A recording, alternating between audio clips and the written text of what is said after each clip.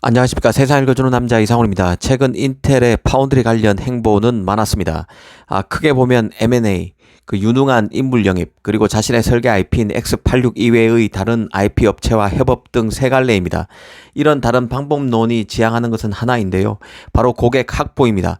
후발주자로서 아직 인텔의 파운드리 기반 자체가 없다시피 하기 때문에 빨리 프레임을 구축하고 살을 붙여야 하는 단계입니다. 인텔 파운드리 입장에서 가장 중요한 것은 결국 인텔이 5나노 이하 미세 공정 개발에 무난히 성공할 수 있느냐 여부입니다.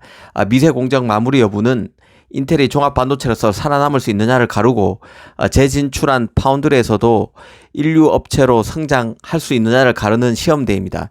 이 반도체 산업이 고부가 가치 미세 공정 칩과 그렇지 않은 칩으로 이원화된 상황에서 초미세 공정 개발이 순조롭게 되지 않는다면 인텔은 삼성 TSMC와는 전혀 다른 트랙에서 군소 파운드리와 가격 경쟁을 통한 생존을 모색해야 하는 처지로 전락하게 됩니다. 인텔이 만약 파운드리에서 1위로 전락하는 것은 미국 정부도 가장 싫어할 것입니다.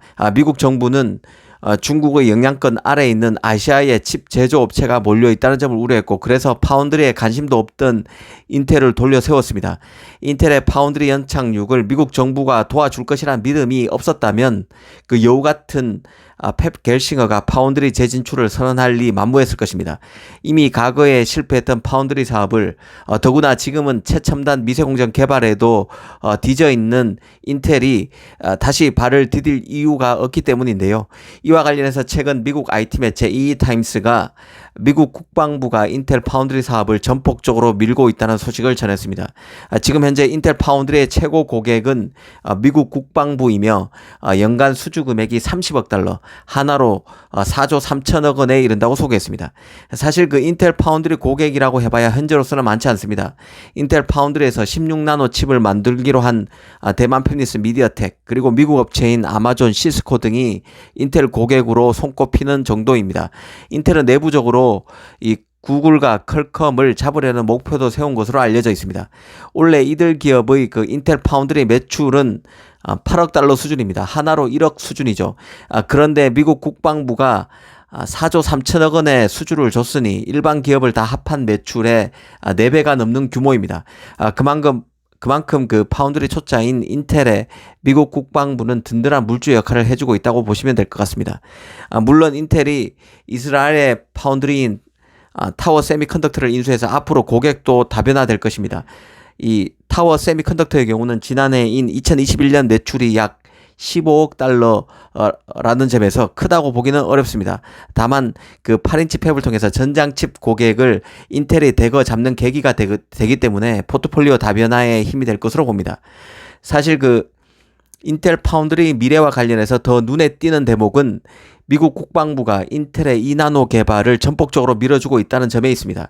미국 정부 입장에서도 인텔이 초미세 공정 개발에 실패하면 자국 기업의 파운드리 진출의 의미가 반감될 수밖에 없음을 잘 알고 있다고 봐야 합니다. 2나노의 경우는 인텔이 최초로 트랜지스터 구조가 바뀐 게이트 올 어라운드를 적용한 공정입니다. 인텔도 3나노부터 게이트 올 어라운드를 적용하는 삼성과 달리 TSMC와 같이 2나노부터 게이트 올 어라운드를 활용합니다.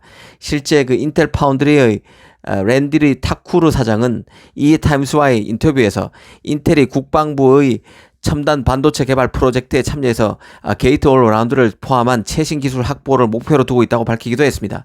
한마디로 국방부와 함께 게이트 올 어라운드 공정을 연구하고 있다는 뜻입니다. 개인적으로 만약 인텔이 미국 정부 지원을 등에 업고 게이트 올 어라운드 기술 확보에 성공하게 되면 TSMC, 삼성을 대하는 미국 정부의 자세도 달라질 것으로 봅니다.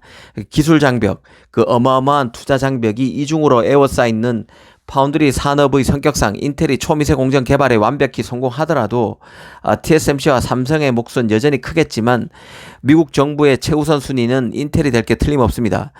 미국 국방부가 중국의 영향력에 맞서서 해외 국가의 반도체 수급 의존을 낮춰야 한다는 명분을 내세워서 칩 공룡 인텔을 지원하고 있음을 항시 잊어서는 안 될 것입니다. 인텔 파운드리가 크면 결국 타격을 입는 것은 TSMC와 삼성입니다. 이미 그 대만의 미디어텍은 현재 칩 대부분을 TSMC에서 만들고 있지만 미국과 유럽에서 생산 능력을 추가해서 공급망 다변화를 모색하고 있다면서 인텔 파운드리와 전략적 제휴를 맺었습니다. 미디어텍이 찜했다는 인텔 16나노 공정의 경우는 인텔이 올해 팹리스 고객을 위해서 테이프아웃, 즉 시범 생산에 나설 수 있고 내년 초에 칩 양산이 실제 가능할 것으로 보고 있습니다.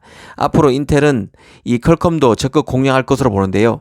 인텔이 새롭게 뛰어든 파운드리 사업에서 가장 큰 수익을 안겨줄 잠재 고객으로 보고 있는 팹리스가 바로 퀄컴입니다. 앞으로 ARM 기반 CPU 시장의 성장, 최고의 모뎀 칩 업체로서의 시장 지배력, 자율주행과 가상현실 등 신규 사업체에서 이 퀄컴 활약 가능성 등이 있다고 보고 인텔이 퀄컴 칩을 예의주시하고 있다는 뜻입니다. 이 삼성과 TSMC로서는 파운드리 분야에서 영향력 확대를 도모하려고 하는 그 인텔을 항시 의식해야 할 필요가 있습니다. 오늘은 미국 정부가 인텔의 2나노 칩 개발을 지원한다는 소식의 배경을 한번 짚어봤습니다. 감사합니다.